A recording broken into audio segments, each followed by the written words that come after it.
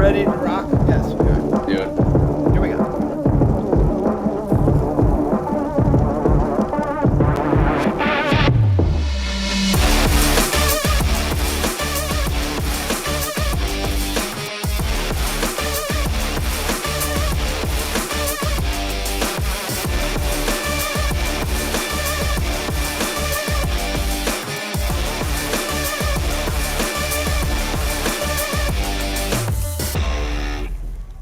Nice. Welcome everybody to another episode of Retireholics. My name is, I forgot. And I'm here with Justin McNeil, Mark Palmini. Yeah, the guy in the robe. No, this will be a nugget-free episode today. There will be Brian's little brother. Vegan nuggets. There will be no nuggets today because the nuggeter is playing golf at Bandon Dunes, the little bitch. Mark, you sent me an email today, and I liked what you said in the email. And it was in Outlook, and up in the top right, I clicked the little Facebook thumb. I know it's not Facebook, but the approval thumb. Have you seen this in email? And I clicked on your email and said, yes, Mark Palmini, I like your email. I'm not going to respond to it, but I like it. Did you get any confirmation of this like? Let me go check. Let me check. I want to figure that out. They need to do what Facebook did or Apple and put the middle finger one in there. That would be good. God, I've been waiting for that one to come in there. Welcome, everyone. We're happy that you're here. Yeah, it shows the thumbs up, and if I hover over it, it just says JD Carlson. Okay, so you didn't really get a notification, but okay, no. I was always curious about that. Well, there's a lot of fun stuff to talk about, so I'm excited for today. But before we do that, Justin, can you intro our black shirt buddy? Who's the guest for the episode today? And don't forget out there. You're going to rank Justin on a 0 to 10 on how he does. Take it away, Justin. Well, today's guest is a bit of a boss. Before starting his current venture, he was a senior investigator knocking down doors for the Employee Benefit Security Administration. And I say knocking down doors because if you ever visit his website, you can tell this dude is not one to be messed with. There's a very FBI agent or Larry H. Parker-esque feel to it. I have a feeling that when plan sponsors saw him coming back in the day, they were probably like, ah, shit, honey, here comes Donaldson. Better get out that checkbook. Don't even fill in an amount, just hand it over. Now he's taking a different approach and helps clients get on a straight and narrow, hopefully before Schlichter walks through the door. He's also partakes in being an expert witness, is a national speaker on all things ERISA, and has been recognized as one of the top 100 most influential people in the DC world. He's president and CEO of ERISA Smart. Ladies and gentlemen, Mr. David Donaldson. Glad to be here. Welcome to the show, David. Yeah.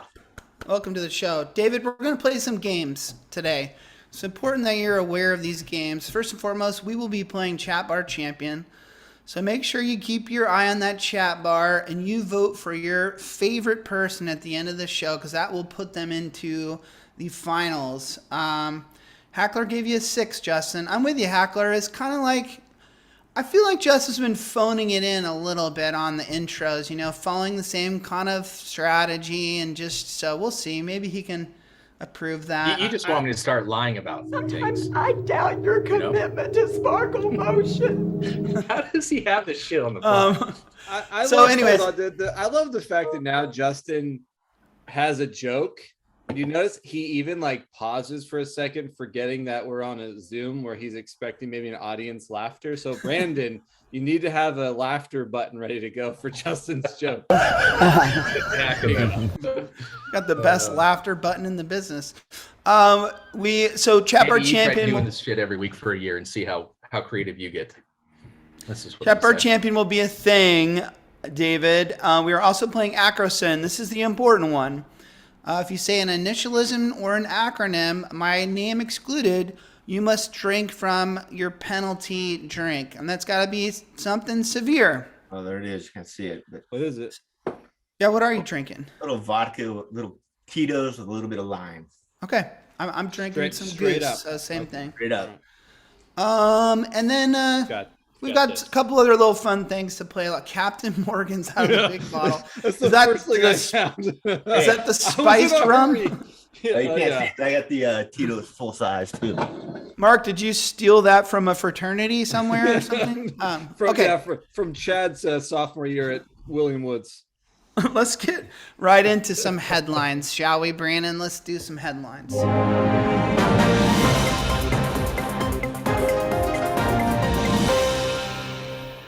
First headline I want to go over is Goldman Sachs buys NextCapital. I'm ashamed to say I consider myself someone who lives, breathes, and sleeps retirement plans. I have never heard of NextCapital in my life. Am I the only one? Or have any of you guys heard of this firm before? I had no clue who they were. Nope. Okay, good. I'm not the only one. Oh, I totally knew. But they're a fintech the whole company. time. Well, they are Goldman Sachs. Let's see. Goldman Sachs has acquired NextCapital, a Chicago-based fintech firm that provides automated advice to corporate retirement plan participants. Go figure. I will say that their website is really like when sketchy. You go to it, it's not even like sick and slick and cool. It's kind of boring. Yeah. It looks weird. It looks like a white paper. It's weird. I agree with you, Mark. I went the same way and it was very mysterious. There wasn't a lot there, but Goldman Sachs are no idiots. They must be a big firm. They started in 2014 and they've raised some $85 million. But what I want to talk more about here is that Goldman is saying that they have $350 billion in assets under supervision, they call it, for defined benefit and defined contribution plans. And by the supervision is just a new woke way of saying under management. But and I don't even see Goldman as like this big player. I realize they're a money manager. I realize they're in the wealth management game. But so here's my conspiracy, and here's what I want to get your guys' thoughts on. I keep saying, watch out for the record keepers. Watch out for the disruptors. And when I say watch out, I'm talking to the advisors.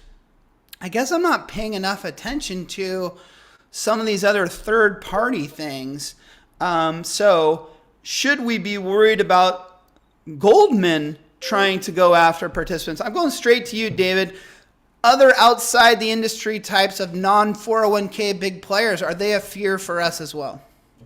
Yeah, I mean, the reality is I don't think they'll ever replace the advisor that sits down with the committee, does what they're supposed to do, gives them guidance. I see it as maybe a plug and play for a managed account or something like that. Yeah, it's a robo. Yeah, it's their kind of robo solution. The same way Empower buys Personal Capital.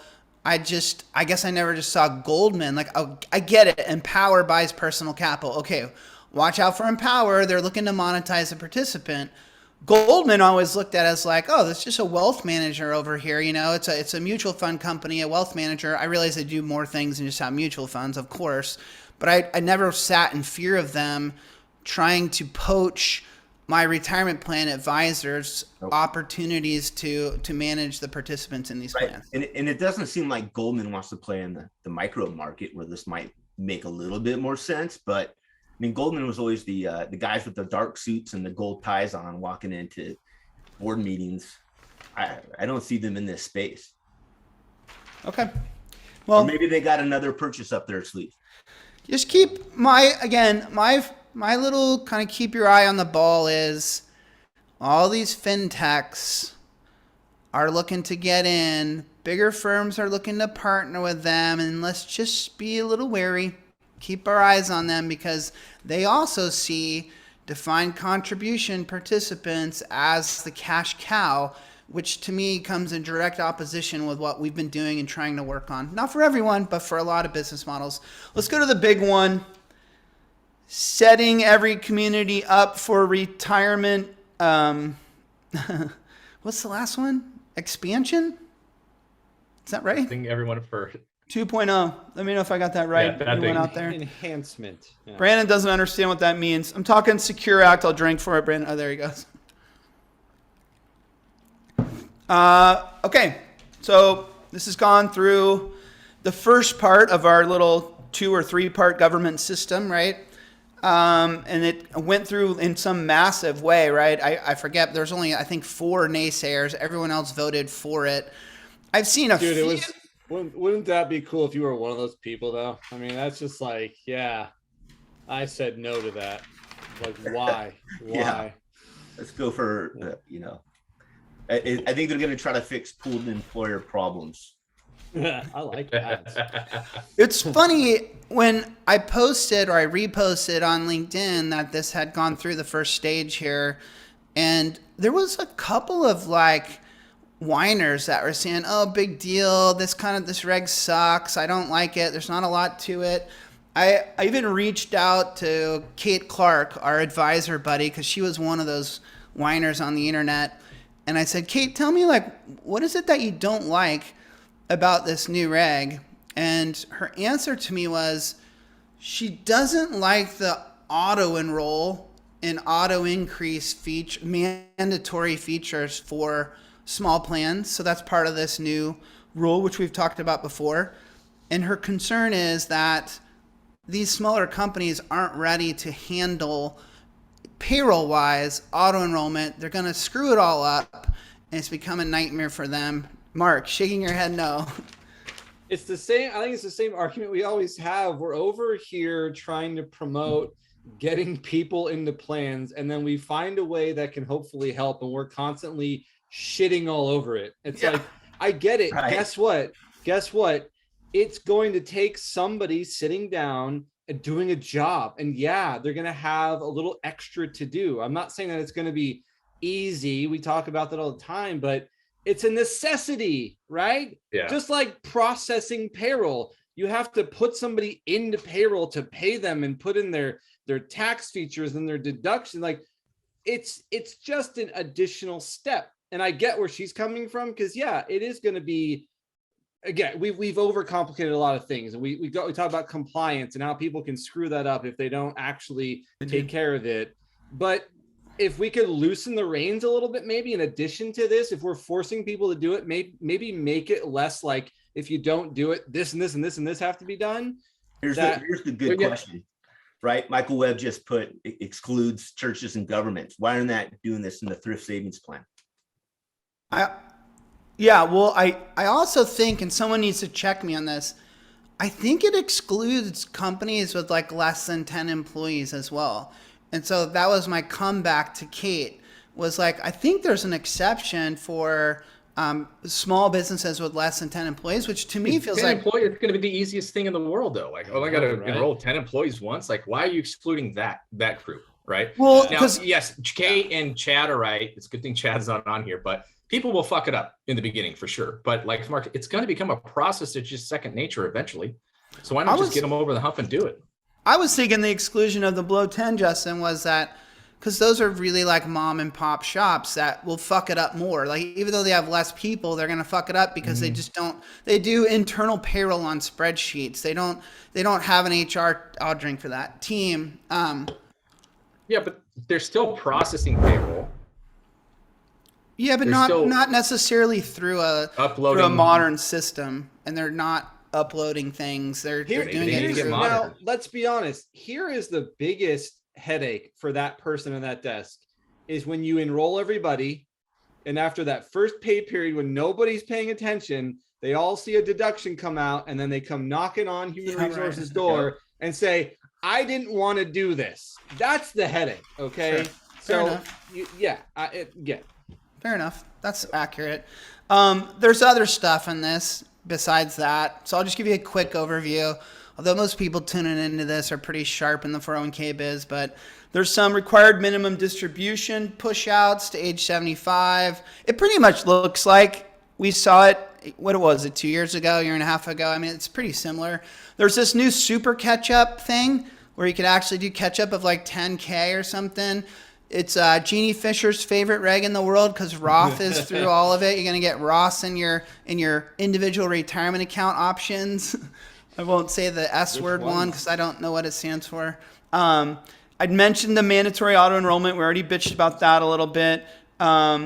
There's changes to that 3-year startup $5,000 for, which I think this is a cool one. So there used to be 100%. Yes, you got it, Justin. Went from 50 to 100%, which that's pretty cool. Like, I can't see, if you're in the micro startup market, you must love this credit shit if it goes through. I mean, you probably love it already, but you might as well boost it up.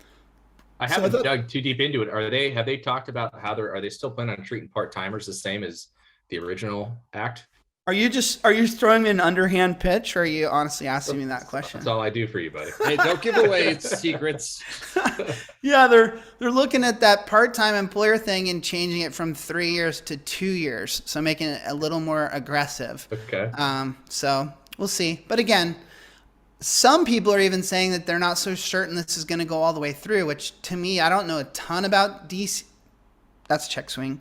I don't know a ton about the government, but how can something pass so heavily through that, and now what? It goes to the Senate, and you're telling me that somehow that it's different in the Senate, and that they're going to have way more naysayers against it before it goes to the president? That sounds crazy. Toss that one to David. That's all politicking, right? I mean, that's what they're trying to do. It's like, hey, look, okay, you have this, we want this. When are we going to come together? And there's no such thing as bipartisan. It's all about what you can do for me when you get to that level. What else is in it? And we won't go into Biden's new tax plan. Maybe we'll say that for another week or something, but that's some interesting stuff there too, which I think has obviously a lot less legs than this setting up every cat for whatever 2.0. I'm going to move on to one that I think I must say, Jenny, that was pretty low key and not too excited about something that's pretty big in our nerdy industry. So I thought you were going to be beating the drum. You seemed really excited about it. And that was just kind of like, all right. Well, it's not a done deal yet. No, I know. And that was a problem we had last time, where we got way too excited, overanalyzed everything, and then it just closed the door on it. Yeah. Fair enough. But I don't take it from me, I'm just a dumb surfer, but I think this one's pretty well set to keep moving forward, but we'll see. Have you all seen the National Association of Plan Advisors top defined contribution lists that come out? I've got 2 of them that I sent to Brandon.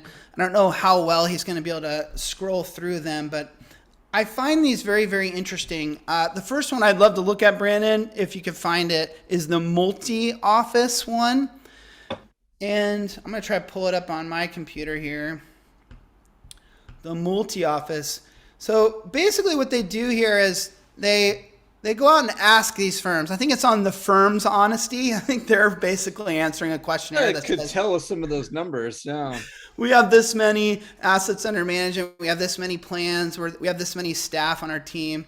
And the multi-office one, as far as I understand it, I'm not an expert on this, but brings together like all the one digital together, right? All cap trust.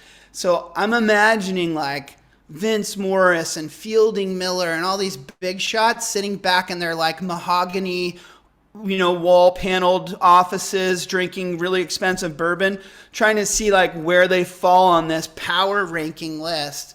At the top is Cap Trust. In second place is Morgan Stanley. Then you got Sageview. Then National Financial Partners comes in in fourth. Then GRP. I'll drink for it. GRP. Global Retirement Partners. How far you get down that list. Global Retirement Partners. One Digital comes in at like 7th or 8th with, I should get this right. When the numbers get this big, it gets tough. I think 99 billion in assets under management, 5,143 plans. So anyways, not a lot to learn from this one except for checking out egos and seeing who's at the top of the list and who's bigger than whom. Who's acquired more. I just feel like one of the biggest numbers that jumps off the board at me, just kind of, it trips me out a little bit, because you think when you're at the top of the heap, a lot of them would look very similar. But do you see the total plans for Cap Trust versus Morgan Stanley? Isn't that crazy that Morgan Stanley's got 15,000 more plans, but they've got 200 billion, million, whatever the number is, less? It's just crazy. I don't know. I was surprised to see that. I I like where you're going with this, Mark, because this is what I do with this stuff, and I'm going to do a lot on this next one we're going to look at, but kind of trying to look underneath the numbers. And to me, that one makes sense. It's a lot of little regional Morgan Stanley shops with, people who are bringing in startups and $500,000 takeovers and $1 million plans. So you could start to get to that point, but it's a drastic difference. I didn't. No, you look at a lot of these. You look at a lot of these, like Morgan Stanley guys. They've got good relationships with some of these, payroll companies, and they swing it up to them all day long. Yeah, little feeders. They feed them little tiny plans. He's like, I got 100 plans. Yeah, each plan is over $1 million. That happens all the time. Right. Wasn't it automatic data processing that was just feeding them tons of plans over the years, I believe. Yeah. Brandon, pull up the next one, which I think is a lot more exciting to look at, which is the teams one. And so now I believe what's happening is Cap Trust, One Digital, these big national firms are being broken into their smaller regional offices.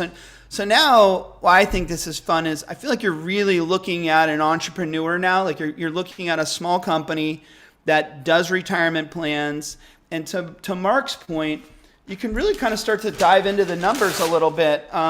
So just to give you guys a taste on this one, at the top, I got to scroll all the way up there, is a Cap Trust New York firm with 5 advisors, 133 billion, and 172 plans.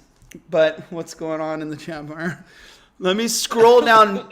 Midway, and I just plucked one out and kind of did that little fun assumptions that Mark was doing. Midway down at 1.2,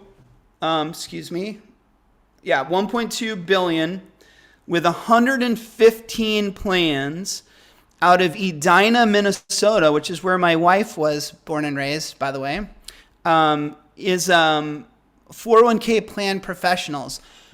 I didn't know this firm. Actually, I did know the firm, but I didn't recognize the name until I clicked on it. And I'll talk more about that in a second. But I looked at their firm and 115 plans. I'm trying to say, what can we learn from this kind of stuff, right? Wow. What can we learn? One of the things we can learn is they got 115 plans, 1.2 billion. I do the math on that, and their plans are kind of hovering around 10 million. Now I'm doing an average, of course. They probably got a $60 million plan and a $40 million plan. Who knows? Maybe they got a $200 million. I'm just guessing here, looking at the numbers. If they average 10 million, then I'm thinking to myself, okay, this is what you do when you're a money fiend like me. You think, well, how much do they make per plan? Is it 10 grand? Is it 15 grand? Is it 20 grand? I took a stab. I said 15 grand. I start to do the math on that. And I'm like, so here's a firm that's generating 1.7 million. I'll bet you I've underestimated. I'm guessing maybe the revenue is higher than that. But then I want to go see how many people work there. Per this research paper, they have 3 advisors. So 3 advisor plans? 115. Yeah, it's about 38 per person. And that you're nailing it. That's my question for you, David. What do you think is an appropriate student to teacher ratio of advisor to plans? Yeah, how many committee meetings do you actually do, right? And how many just sit let's back? Let's say 3.2 committee meetings a year. Yeah. I think that, you got to look at the size of the market too. I mean, I have plans that I've been introduced to that have, less than $1 million in the advisors there every quarter. I mean, is that really necessary? Or can some of that stuff happen via Zoom, via a call? Those smaller plans, they're trying to pull everybody from the warehouse so they can put together a committee, right? And the reality is, you really have to have that same structure in a plan that's, under $1 million versus a plan that's 10, 20, 30 million. I don't think so. I think the decisions have to be still prudent. I think the decisions have to be in the best interest of the participants. But I don't think that you need to pull people out of the warehouse or, get your wife who's on payroll to be part of it. And I think it's just, sometimes we overkill things. $1 million.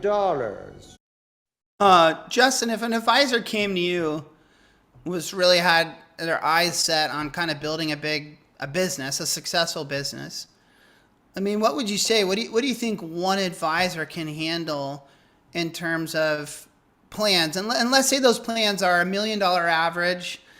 Hey, chat bar, slow down on all the jokes. I'm trying to work with Justin and Mark here. I'm not reading it. I don't know. You can't. You're Mike getting says, shelled keep my right name now, out of your Katie. fucking mouth. That's already come up. If they ask you, Justin, like, what's an appropriate amount of plans that I could handle before I have to hire someone? How would you answer? God, that? didn't we already talk about this? Yeah, a couple months back. I don't know. And what I said was shun. I guess, I don't know, that you can handle by yourself, what, 40 to 50? If 40 to that. 50. I mean, I think the spread was like 25 to 50 that we came up with last time.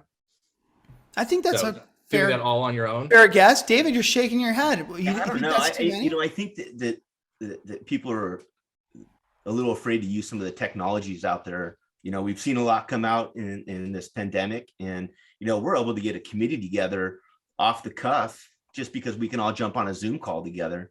I think if people use technology correctly, then they'll be able to increase their margins by not having to have a quarterly meeting for every client every time, right? I mean, using good fund menus that are consistent across the board, that's the way to do it. It's What do almost you like think, then? Or if they're leveraging tech, what do you think is an appropriate number then? On the tech, right? I mean, if you're building out similar menus, that number gets a lot bigger. If you're using certain things like checklists and things that allow you to kind of go through a consistent model in all of your plans, then you're going to be much higher than somebody who, comes and brings donuts and sits down with the committee and spends 2 hours talking at them. these are really important things to think about. If you're an advisor and you want to be successful in the K-biz, I mean, you do have to think about this. As you look at that list, you're going to see a whole spectrum. You're going to see some like really high plan counts with some low head counts, and vice versa. And I'm sure there's more to the details for a lot of these firms as you look underneath them. Here's what the chat bar's opinion. Saw that one fun. I didn't see any of the earlier rips on me, so I don't know. But so I think it's really, and it's funny you brought up that point. I then clicked on 401k plan professionals. I went to their website and I recognized who they were, and I didn't know that as I was analyzing them. And if you go to their site, you will find very quickly they leverage this technology that you're talking about, David. They hold very regular fiduciary education webinars for all of their 115 clients, and I'm guessing their prospects. They hold mass education for all of their plans. So part of me is thinking these, and it's an all-woman firm. These 3 women have their shit figured out, and they're doing it in an efficient manner, servicing 115 clients with over $1 billion in assets, which shows me there's a way to do it.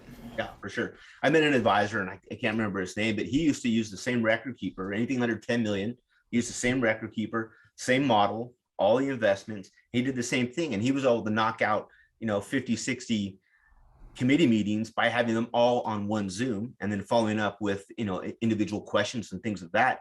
But he was using technology as it should be used. I mean, there's just no reason to sit in a committee meeting for 2.5 hours and talk shop. It's ridiculous. Some of these committee meetings I sit in.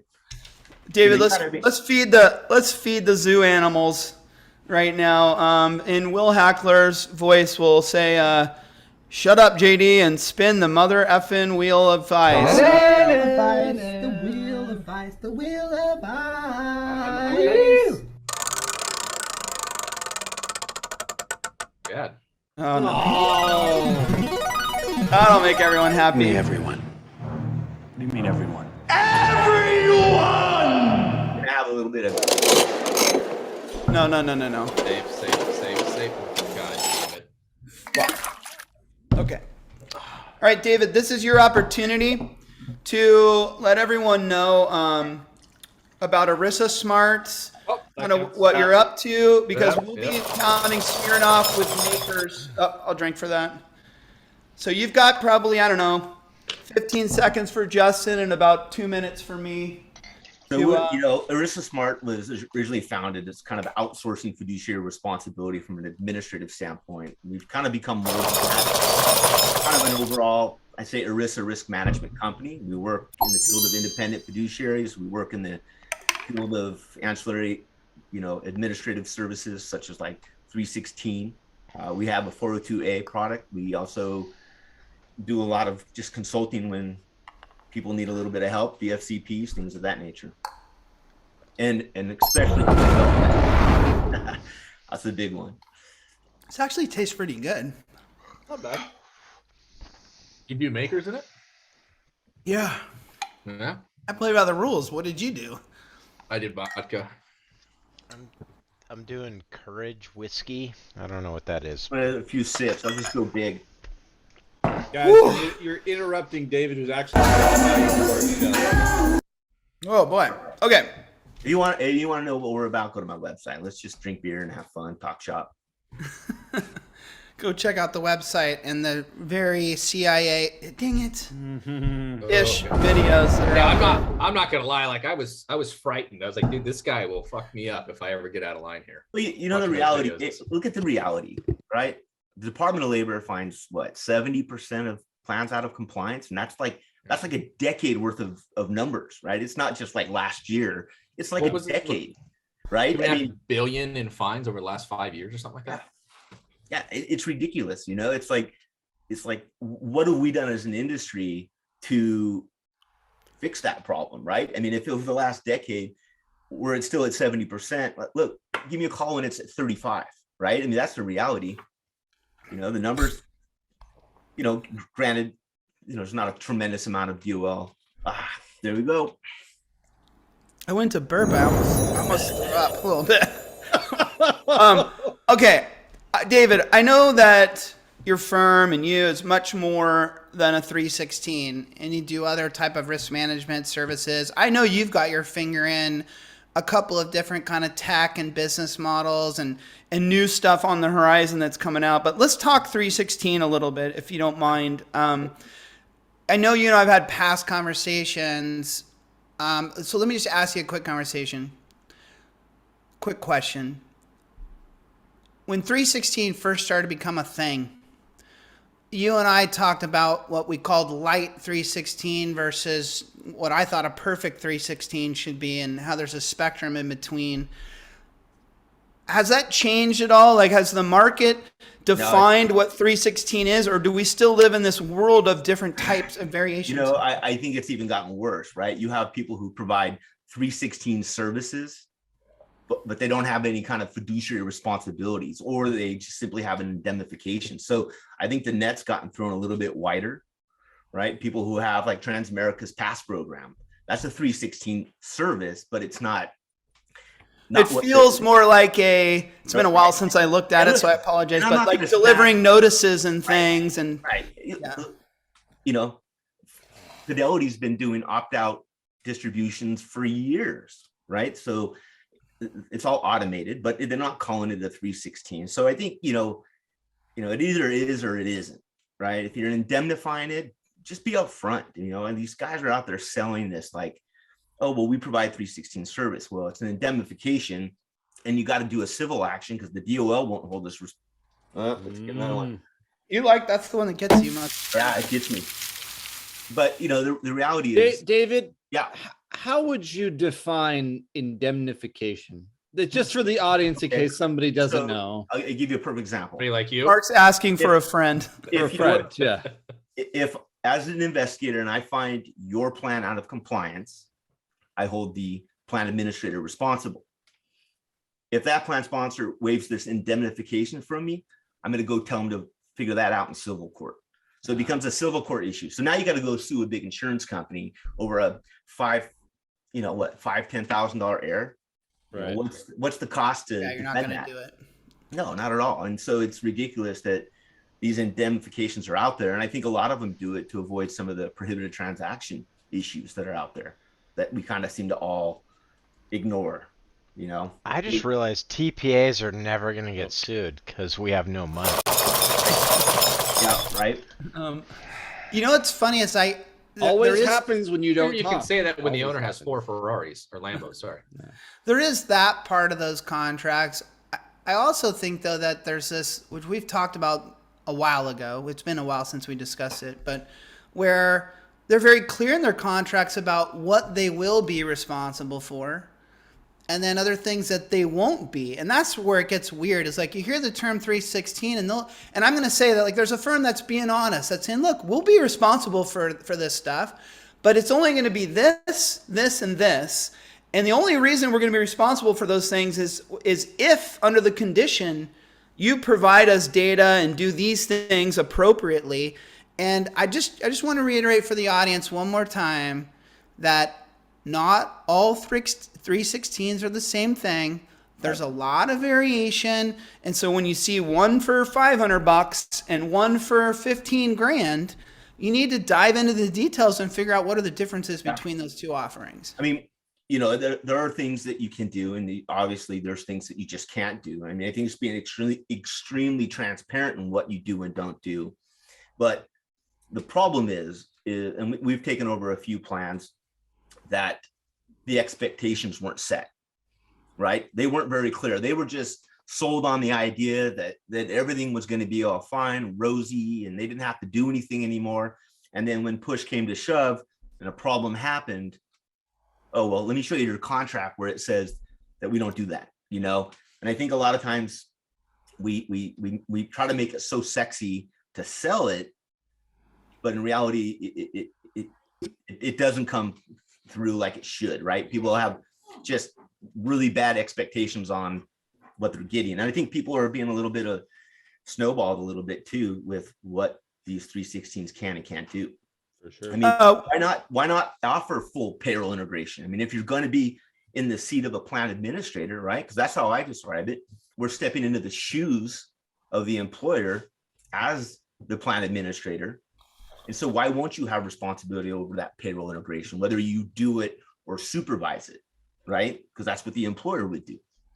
I think that's definitely one of the steps along the path to a greater 316 is grabbing control of the payroll. And I think as much as I hate them, that's where a lot of the disruptors see that there are big differences between them and kind of legacy industry. But there's still details on that you need to look at, like and indemnifications around that, where sure, maybe they got 360, payroll feed, but they're still not going to look over things and audit things and make sure that things are done correctly. Someone let us know through a message that we had forgotten to do the beer of the episode, and they're right. That's all on you, JD. I was gonna let that go until the Justin, end of the show. what's your beer of the episode? We're really cutting this off right now, huh? Yeah, what's the beer of the episode, Justin? Well, the beer of the episode is Golden Road. It's right around the corner from my house. That's why I chose it. 10 hop hazy IPA. It's got over 10 hops from all over the world, from Australia to New Zealand. And it's big, juicy, and full of flavor. 10 signature hops, one smooth ride. And how many robes do you give it? You definitely said it. I just didn't hit it in time. Ah, shit. I give it 8.2 robes. 8.2 robes. Very nice. Yeah, I like this one a lot. I haven't had it before. So I would like to shift. But yes, Brandon. Wait, yes. Real quick. I feel like Acrosin needs to start in the very beginning of the show because I've always said that, dude. Yes, I'm now totally you with guys Mark. want my intros to be shorter. From now on, Acrosin starts 4:30. Boom. At 4:30. Okay, that's fine. I want real quick, JD, before we transition, I want to get to the Q&A that Hackler sent in there. How can you be? Oh, God damn it! How can you be a 316 if you cannot make the contributions? Sorry, how can you be a 316? Hackler asked, how can you be a 316 if you cannot make the contributions? Off the riff. Oh, I was gonna yell at He was Hackler. directing that to David. David, that's David. All 316 is two sentences in the definitions of the Employee Retirement Income Security Act of 1974. There it is. Right? It's two sentences. So it really, even 338, 321, they're simply definition sections. And so really, what is that definition, right? Well, the plan document is going to articulate what a plan administrator's role is. And so what in that plan document that's assigned to the plan administrator are you going to be taking over, right? You don't have to do payroll integration. You don't have to sign the 5500, but at least be upfront about what you do and you don't do, right? that's where we get into the slippery slope of limited scope versus full scope, right? Should just go through somebody's plan document and just highlight everything that a plan administrator is responsible to do, and then see if that third party does those things. I don't. It's so funny. Hackler said, "Not you, JD," as I was about to answer it, and I loved when he said that to me. It warmed my heart. I'm like, okay, Hackler, let's let the guy answer. But earlier, Hackler, you said in the chat bar, no duh, all 316s are different. I added the no duh. Hackler, this show's not for all experts. There are rookie advisors tuning in on the recorded version that want to learn some shit. So when the subject matter goes down a little bit, just hang in there a little bit, buddy. Have a sip of your beer and let's explain some of the stuff to the rookies. David, Yo, I want to bring up something that you brought to my attention. I forwarded it to the boys and they thought I was a genius and I somehow found it. But it's this letter from you didn't find that? Way to give from proper Congress recognition. Yeah, David, he did not to- tell us that you found this. to Secretary Walsh. Brandon, if you please could pull that thing up, it'd be good for people to see I'm not just making this up. Hold on, is Vincenzo here right now or no? And I'm going to read Fuck, he's not. from this letter, which talks about pooled employer plans. It's dated September 23rd of 2021. And I'll let you know who signs at the end of it here. And David, you can chime in on this. But there are a couple things. And it's just a page and a half. And it talks about, hey, in 2019, Congress passed the Setting Every Community Up for Retirement Enhancement Act of 2019, blah, blah, blah, blah, blah. And it went on and said, this provision, which went into effect this year, enables small employers to achieve economies of scale available to large employers, thus reducing and expanding coverage among all small employers. I want to reiterate that in that sentence, they're saying exactly what I've been telling you all for 2 years, and I know it's not rocket science, which is when government put pooled employer plans in place, the number one reason why they did it was because they were convinced that this economies of scale thing was real. And so I just want to reiterate that to you. They go on further, and their bigger concern with it, that was just a side act. Their bigger concern in this letter is this up on the screen here. Specifically, our concern is that some pooled employer plans are being set up such that the plan, well, y'all can read. That's pretty big. I cannot. Their concern is that pooled plan providers are acting as the record keeper, the third-party administrator, the 316.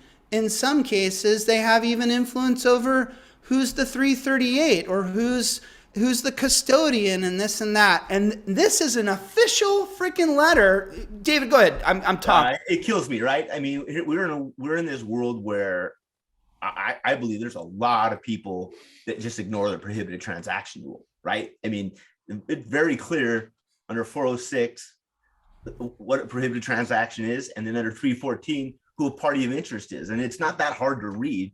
And I'm just waiting for the shoe to drop. Right? That's a lot of jargon in there. Not gonna say.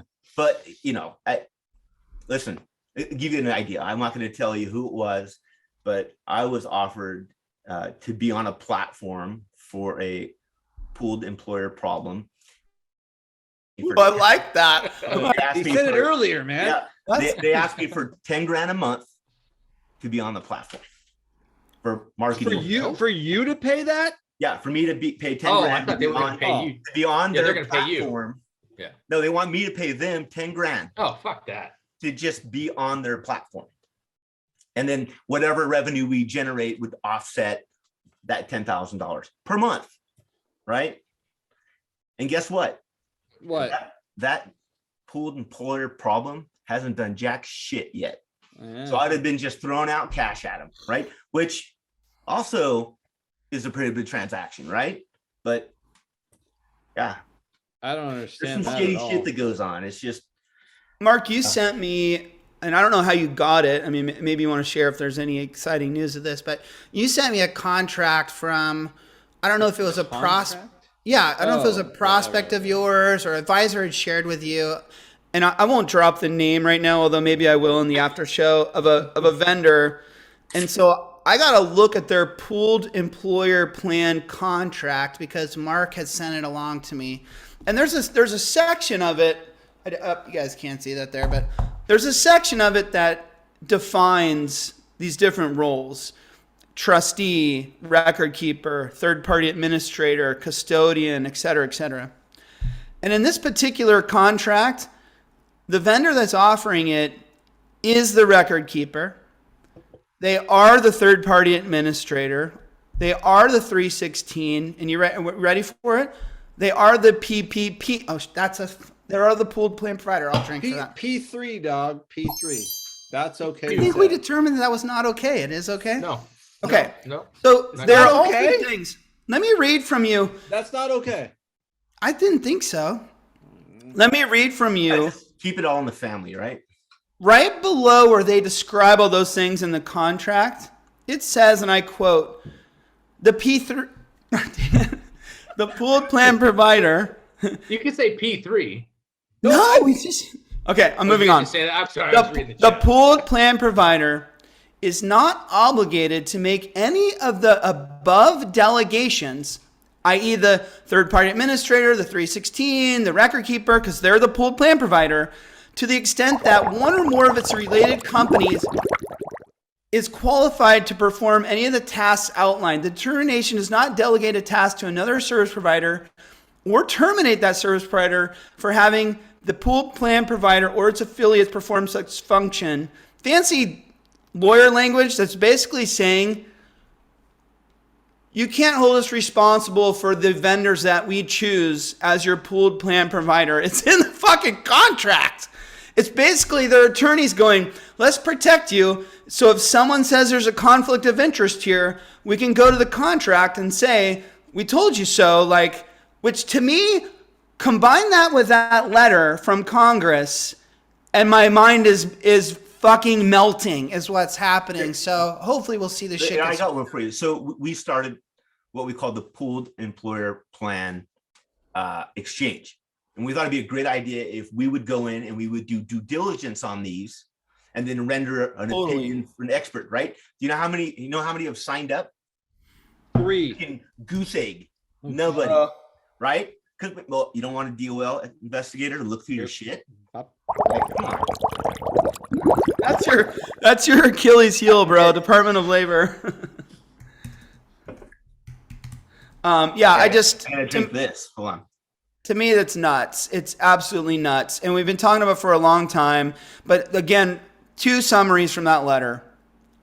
The one, which is the bigger story, which is we really have to look out for conflicts of interest, so much so that Congress is even saying, whoa, someone tapped the brakes on this. Like the industry is jumping in and taking advantage of this legislation, and we need to enforce this somehow or come up with better rules. Number 2, in the first paragraph, they said the reason they put this shit in place was because of economies of scale. I wonder what the government would think if I stood in front of Congress. That would be a funny sight. Yeah. And I showed them. You wouldn't get in the door. Dude. Oh, I know. And I showed them that there was no such thing as economies of scale and that all these pooled employer plans were basically the same price as regular 401k plans, if not more, because they're premium services. I think Congress should be like, what the fuck? That's not what they told us was happening. So anyways. Here, I got a good one for you. I had a guy pitch me on one, and he said, well, you can't get in trouble with the Department of Labor or IRS because guess why? Well, There's a no Finish bad your thought. apple rule. There's a no bad apple rule, right? There's a no bad apple rule, so you can't. It absolves you. And I'm like, well, that one bad apple rule only has to do with plan disqualification, and he's out there preaching the choir that, hey, look, That's interesting. one plan can't get the other plan in trouble, but there's a guy that doesn't understand the regs. Yeah, the whole plan can get fucking sued for sure. And Schlichter's. Let's take it a step further. As an investigator, I go in to one of these employers and I find out there's been a lot of mistakes from the pool plan providers. Now, how easy is it for me to open up another 30 investigations? The DOL is always looking for low-hanging fruit. So now because it's gonna get me. You had it for a He's second. winning, right? He's totally winning, right? Brandon, let's see the count. There we go. Ooh. Oh yeah. Yeah, I'm killing it. I do have one, by the way. So that's the reality, right? I mean, Acrosin's so loud you can't even continue talking. Sorry, I don't even David. know, I don't even I know what it loved- was, but If I understood Diane more from the chat bar, I love you. Oh, she sent it just to us. Oh, Dan, you got to talk to everyone. Say it to everyone. Send it to everyone. But she's saying if JD goes in front of Congress, Brandon should come so he can do graphics and the text. That would be a big help. bring your cold beer and Yeah. set it right. That'd be on the awesome, table. huh? No. It's we're laughing, but this is serious stuff. Right. And No, so again, I'm not the government expert here, obviously. That letter, JD, again, I didn't look at it when you sent it, the date exactly, but you said it was September from last year. Okay, so now I'm like a little bit weary on everything because I'm like, Oh, because you're saying. Go what? ahead, keep going. Sorry. Oh, Keep okay. going. Sorry. I don't want to interrupt you. And so I'm like, that was months ago. So the letter gets written. How do people know about this? Obviously, it's got no press and it's getting covered up. Like, where's David, I'm about to go to you. Hang on, I'm about to go to you. Mark, two things. One, government works slow. But two, I had the same question of you, which is, David, no one talked about this. Where was it? It's at least like it gets snuffed out or something. Are those four people the four people that voted against the new act that just passed by a massive you go. margin? Email me and I'll send it to you. How about that? You can find me on my website. But yeah, it's ridiculous that this isn't running rampant through the industry, right? It's just one of those things they shove under the rug, and it's just hopefully it doesn't blow the It's door in the off. same place, Mark, as Biden's laptop or whatever that is. Yeah. Is that right? Am I getting that right? It's with Hillary Clinton's emails, right? So. I don't want to talk about the Oscars. I don't want to hear your opinion of who was right and who was wrong. I don't want any updates from the news that you've heard. I simply... Hold on. You cannot say that after that thread that we had for hours and days on end. So great point, Justin. We had a phenomenal thread. And this is our group chat, everybody, our group text. And what ended up happening late night at the Oscars was a bunch of memes going back and forth between the Retireholics. What I want to do tonight before we close out is share many of those memes that went through. And we'll try to take it one at a time and just, maybe in the audience, you can vote them 0 to 10. Talk about it, but you want to show the memes. Yeah. Okay. Well, I guess if it's confusing, you could explain it. You're not really supposed to explain memes, are you, Mark? That one is more Nashville round one last year, not this. This year was different. The roles were reversed this year. With Chad and I. Yeah. You were Will Smith, and Nashville was Chris Rock. Yes. Okay. Well, there's one. Yes, you guys can give it a 0 to 10, or you can go lamer game. That was a fun little Nashville. Let's do another one, Brandon. By the way, Brandon told me he didn't want to do this bit, and I told him I don't care. We're gonna do I it. haven't seen the dancing videos. Here we go. It would be better if we had an audience that would laugh. So when you see them, just pretend like you haven't seen them before and laugh. It's the Wheel of Ice, sobriety. All right, Brandon, next one. Jim gives it a 6. Thursday nights, 4:30. Tell we're not going to use any of the ones that I made. This is great. Thank you, Martha, with the cry happy smiley face, whatever that's called, emoji. I like that. Will gets it to 4 because Will's in a bad mood tonight. Here's a good one. Against the old pooled employer plans. Those motherfuckers. JD says 10. Yes. I'm calling Samson Sampo for now on. That's my nickname for him. I don't know. Gotta be Samsonite. Samson. Oh, I like that. Shamanda and a good Retireholics show. It's been a while since Shamanda. Let me know if Shamanda should come back, everybody. I feel like maybe not. I don't know. Are they here?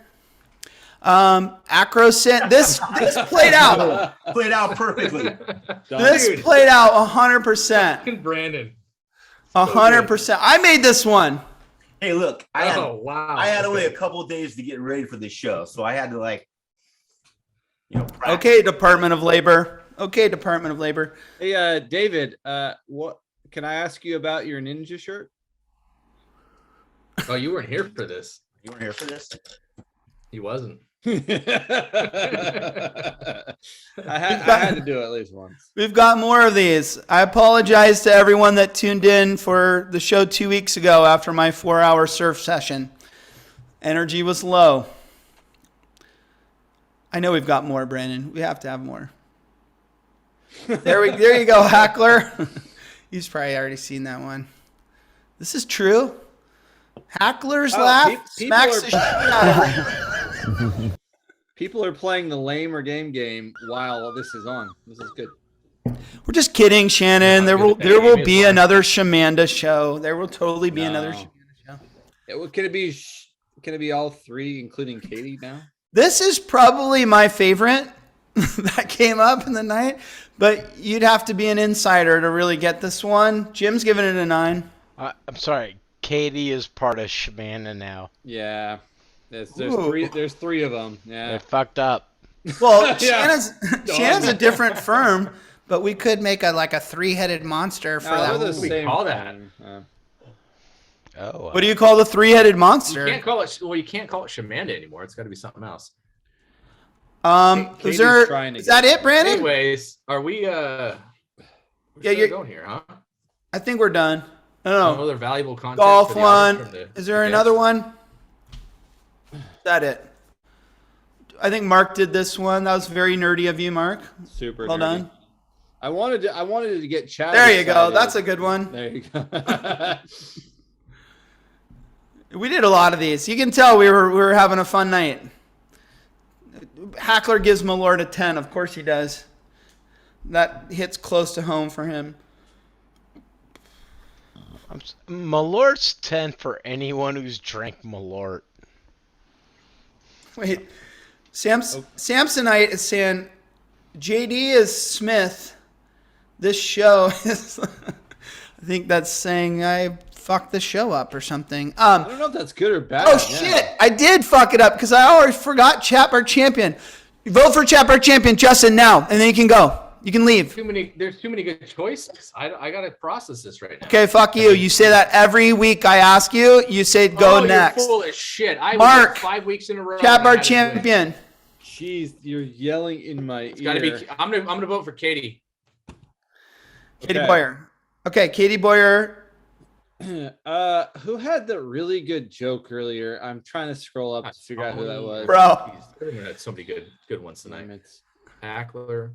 No, what was that good one? Well, while you pontificate, I'm gonna go with the entire audience and go Kush. Oh, sorry, that's what I was going for too. Kush and Cater. Yeah.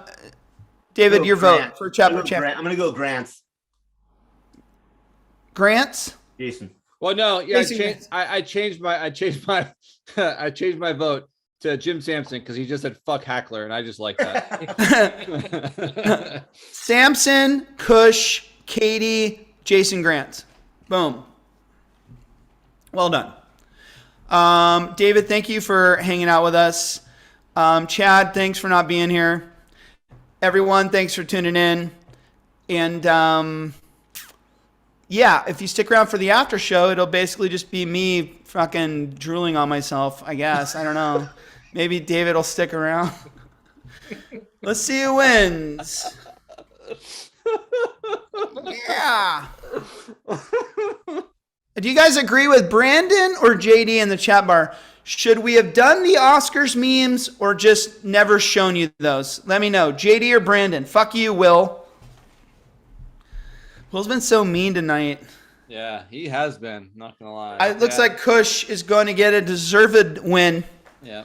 It's been a little while, but he's one of those top-ranked kind of guys who deserves it. Well done, Kush. Let me know what mug you want. I've got your address. We're good to go. I can't believe how many people's addresses you have. Has anyone gotten all of them yet? Well, apparently the Hackler crew has gotten them, right? So Yeah. I need to get official confirmation on that. And once We need because a I've photo. got some stats. to know that if they've shared, but I'm thinking maybe Hackler's going to tell me I was drunk one night in Nashville and I handed him one that I didn't know. Okay, well, let's drunk in assume Nashville. that's the case. It ain't so. Anyways, thank you, everyone. Justin, go play hockey. Thank you, Mark, David. go take care of your sick family. David, enjoy Hawaii. Taking off tomorrow, is that right? Yep. Nice. And Enjoy. to all of you out Where are you there, headed? Oahu, my hometown. Yeah. I was born and raised, bro. Born and raised. Did not know that. Full brother Yeah. kind. Nice.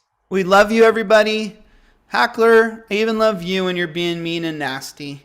I think you're just upset because you only had 4 beers left, and it starts to get on your nerves. But I still We love need to you. have we need to bring Hackler in. We need to see. We haven't seen that in a while. And Samsonite has come up with a new Retireholics sign-off. Adios, motherfuckers. All right. Play us some music, Brandon.